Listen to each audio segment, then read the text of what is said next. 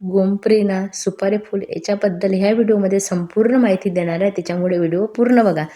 आता बघा, हे गोमप्रेना सुपारी फूल जे आहे ना, हे फूल लावायला खूप सोपं आहे. याच्यावर मी बरेच व्हिडिओ बनवले, पण आता बनवण्याचं कारण असं की ही वेळ चांगली आहे. तुम्हाला जर असं बी मिळत असेल ना, त्याच्यापासून नवीन रोपे तयार करण्यासाठी मी तर म्हणते की हे फूल वर्षभर आपल्या बागेमधून कुठेच जात नाही. एक वेळा जर तुम्ही झाड लावलं ना, तर आपल्याला कधीच बी घ्यायचंही काम पडत नाही आणि झाडं वर्षभर चालूच राहतात. म्हणजे कसं, उन्हाळ्यामध्ये जे फुलं आले होते आणि जे जुने झाले होते, जे मी मातीमध्ये टाकत राहते, कधी कधी तर त्याच कुंडीमध्ये पडतात, कधी कधी त्या कुंडीमध्ये मी टाकते आणि माती त्याच्यावर वरून टाकली, कधी कधी नाही टाकली, असं सुद्धा होते. आणि याचे भरपूर रोपे निघतात काही न करता. सुकलेले फुलं जे असतात ना, म्हणजे याचे सुकलेले फुलं सुकल्यासारखे तर वाटत नाही, पण जे जुने झालेले फुलं असतात ते लक्षात येते आपल्या.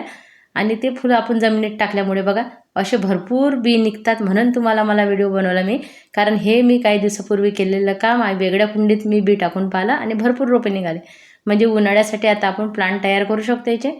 आणि उन्हाळ्यात जे बी आलं ते जमिनीत टाकल्यामुळे ते पावसाळ्यासाठी झाडं होतात. म्हणजे असा याचा अनुभव आहे मला तर हे बी विकत आणलं नव्हतं मी.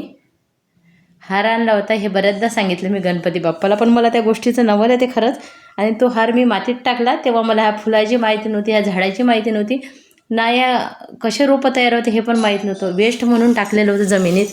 वापरणारी फुले हार सर्व मी जमिनीत टाकते, त्याच्यामुळं मी हे पण टाकलं होतं. त्याच्यामध्ये रोपे निघाले, ते हळूहळू मोठे व्हायला लागले आणि त्याच्यातले काही झाडांना इतके फुलं आले ना, ते बघून मी आश्चर्यचकित झाले होते. आणि आता तशापासून बघा, ज्या कुंडीत हे पडतात ना, त्याच कुंडीत असे रोपे तयार होतात. खूप सोपं आहे, खूप खत पाण्याची गरज पडत नाही. मी ते किचन वेस्ट, गार्डन वेस्टनं कुंड्या भरलेल्या होत्या, त्याच्यात हे रोपे लावले होते. आणि आता पुढच्या वर्षीसुद्धा असेच करेल. आणि उन्हाळ्यासाठी आता जे रोपं तयार होतील ना, ते उन्हाळ्यासाठी तयार करेल. 12ही महिने आपल्या बागेमध्ये फुलं राहण्यासाठी हे झाड खरंच खूप छान आहे. आणि हा माझा अनुभवातून मी ह्या गोष्टी सांगते, कारण मला ज्या या गोष्टीबद्दल काही माहिती नव्हती, त्याच्याबद्दल इतकी माहिती या झाडामुळे झाली. धन्यवाद.